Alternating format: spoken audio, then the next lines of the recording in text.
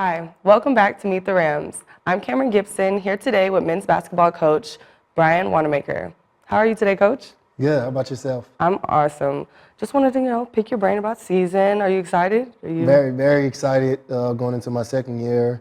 We have a really good group, some really good transfers coming in, along with 11 returning. So very excited this season. We're excited as well. Well, looking back on your first year as a head coach, what are some of the biggest lessons that you learned along the way, and how do you plan to implement those into this season? I think the biggest thing I learned is that I know what it takes to be able to win in our conference. Yeah. I think we got a good sniff of the national tournament, so I think I have an idea. I learned what it takes to win in the national tournament. So right now, I also learned that what we do works, So we were very successful throughout the season. Defensively, we were top 2 in our conference. We were number 1 in rebounding. And we also was number 2 in offense last year. So I learned that what we do works. It gives us a chance to be able to win games. So we're just trying to double down on that. Yeah, for that to be your first year, that's very impressive. And so as a Texas Wesleyan Rams fan myself, I'll be ready to see it. So what would you say your main goals are for the team and, players individually? I know that we've had some standout players in the past, but, new team, new roster. What do we think? I think you have some expectations. Yeah, what are you expecting from your players? What are you expecting to see from them as a team as a whole? Yeah, so I expect us to continue to try to sustain our defense, our rebound, our offense, to give ourselves a chance to win. Our expectations are the same. This university, this program has a rich history. Multiple national championships and a ton of conference championships. So the expectations are always to win. And, so we go into that mindset of winning every game. One by one, trying to go 1-0 every time we step on the court. And individually, I just expect for our guys, we talk about it every day, just get better. Rather that's getting better as a person, as a student, as a player. We just talk about getting better every day. So for our guys individually, that's the expectation. That's awesome. How have the new players and returners adjusted to each other, you think? Do you think that they're acclimating to each other well? I think they are. I think it took some time. It was some ups and some downs. Some guys have their habits that they come here with that probably didn't work. That probably worked at their old school, but it doesn't work here. So it just takes time for guys to get into new habits. And I think as they get better at it, the guys are going to continue to mesh and, build that chemistry. I hope so. So with players like Montez Young, Matt Nero, and Anthony Sierras, they all played serious minutes for you last year. How will this grow this year, do you think? Do you think that they're going to play the same role, or do you plan to move them into some different places?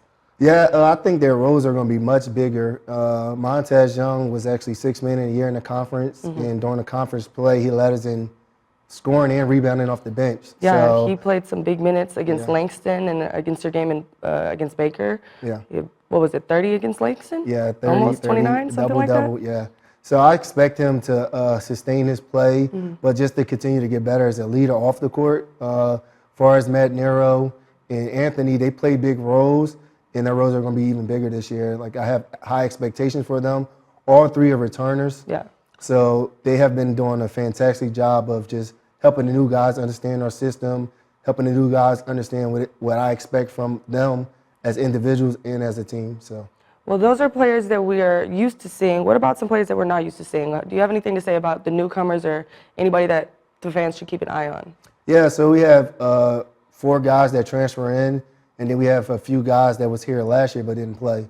So the guys that transfer in, starting with C.D. Diallo, 7'2" kid. I expect him to be a big-time rim protector for us. Yeah. He's going to play good minutes for us. Danny, he's a Division II transfer. I expect him to start for us this season. Very athletic, super high IQ kid. I expect him to replace Richard Amafule in that position. And then I have Davion and Dalen.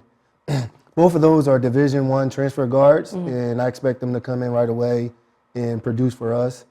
Khalil Turner is a returner but didn't play last year, and I think he can be one of the best players in our conference. That's awesome. I'm, again, very excited to see it. Y'all have a very strong non-conference schedule this year. Tell me how you think this is going to shape the rest of your season going into conference play and postseason. Yeah, so we start our non-conference with an exhibition game, followed by the Nelson Classic, where we play LSUA, who was the #2 team in the country last year, had the National Player of the Year, and they finished in the Elite Eight. So playing against those guys right away will be a great test to tell us where we are as a team very early on. Then we follow that up with Suno, a team out of New Orleans, followed by Oklahoma Wesleyan. So we faced them last year, and I remember I think we were down 18 points and came back and won. They end up going to the national championship game this year. So we'll be playing them on the road, which is going to be a very, very tough test for us. Yeah. Then we played Texarkana, who we went up there and played them last year. And they were a bubble team. They was the last team out of the national tournament this year. So I think playing those teams early on was going to help us, which we play in the toughest NAIA conference in the country. So I don't know why I schedule those games. Well, I mean, scheduling games like that only means that, you're trying to touch that title for sure. Like having teams that you know their schedule, you know what they can do, and you know how y'all played up against some of them like Oklahoma Wesleyan. What do you think the keys are to getting that title? Yeah, I think, again, just doubling down what we already do and continue to just kind of get better every day, self-evaluate. It starts with me. I just evaluate myself every day to make sure I'm doing a good job of preparing our guys. Yeah. I think that it comes down to that. Our preparation every day will help us be able to, compete in every game. So. Are there any particular matchups that y'all are looking forward to in conference, out of conference, preseason? Something that it's just you have the countdown up in the locker room. No. No. Every team in our conference is really tough to beat. So we didn't circle any games. I don't call anyone our rivals. Right. I know probably other schools consider us their rival, but for me personally, every game is circle. I want to win every game. Yeah. Finally, what do you think about the chemistry that you're building on this team, and how do you plan to help it further and, just get your guys to really feel like a family? Is that how we do it on the men's basketball team here? Yeah, we do. I always start every year with just having a cookout at my house, and we bring all the guys over. So they play video games and eat, and, we talk, play cards, and all those type of things. We do a lot of community service together so that we are all together, and we just be able to see each other outside of the court. I think if you can build chemistry off the court, it happens naturally on the court. So we try not to force it. If you're on the court and you just kind of be a good teammate, but they really don't know each other, I think it makes it tougher. So being off the court, doing a lot of things together, constantly communicating with guys. And then every day we talk about things like, at the end of practice, always ask a player, just tell me something good that your teammate did today. Yeah. Just kind of so we all can have an appreciation for one another. So that's good. I think that all those things build chemistry. I also have one rule in our gym is that I'm the only person that's allowed to be negative. So I think that helps. It helped last year, so guys aren't yelling at each other when they make mistakes. Instead, they're encouraging. Right. So I think we're going to continue to do that. That's amazing. Okay, so we do a fun question at the end. Aaron has advised me with the question. Okay. The question is, who is a current NBA player that you think that you could beat one-on-one? That I can beat? All of them. You heard it here first, guys. I can beat all of them. All of them? Yeah. All of them? See, one-on-one is different from 5-on-5, So one-on-one, you just got to make some shots, get some stops, and I think. Brian? Yeah.